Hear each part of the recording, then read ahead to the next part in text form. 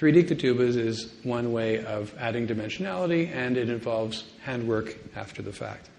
The way it's done, by the way, is the artist starts off with usually 4 different complete prints and then cuts out sections of each one, moving up to, from bottom to top, moving to smaller and smaller pieces. Another one is gold leaf. This ketubah there and the one that you can see here is an example where 23 karat gold leaf is added by hand to a printed ketubah.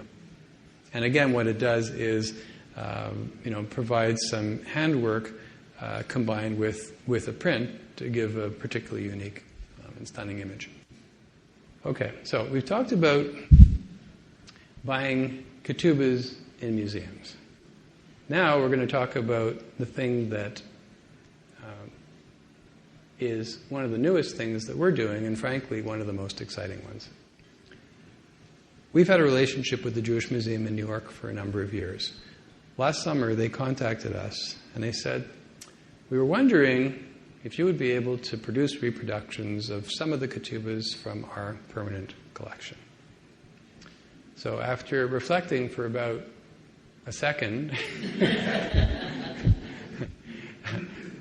in spite of the fact that we had never done that before, I said yes.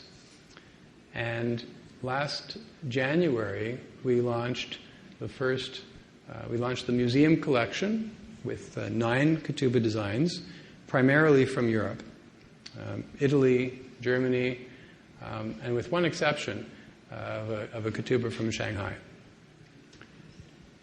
And to our, I don't want to say surprise, but the curator had to approve each of the designs, and most of them were approved the first time around. A couple of them needed a little bit of extra work.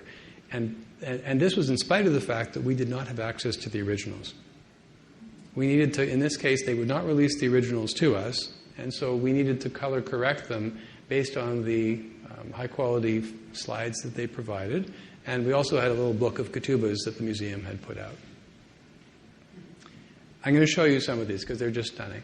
So this is the same one as over here.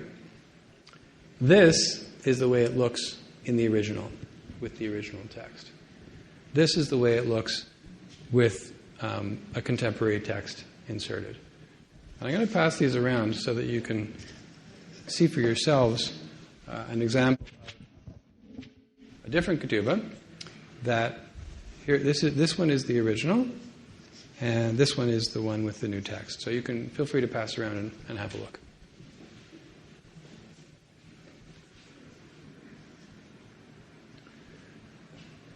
So another Italian one from 1659, monochromatic, just stunning and elegant, but not very colorful. This one is from Hamburg. It says Germany, but there was no Germany at the time. But geographically, it's the correct area, and that's the information that the museum provides us in terms of the origin from 1678. This is one where you can see the ketubah text at the top and then the T'naim at the bottom. With this one, what we've done with it is that we've made use of the 2 spaces for the 2 texts. I believe we usually put the Hebrew text here and the English text there, because most of our customers are not requesting a T'naim. If they wanted that betrothal text, we could insert it, but most of them are not requesting it.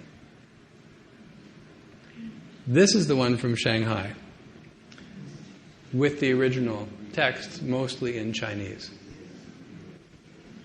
This, strictly speaking, was not a ketubah. It was the marriage certificate of 2 Jews living in Shanghai in 1946. I don't know for sure, but I imagine they must have been there through the war, if it's in 1946. And the original, on the border on the original was silk fabric.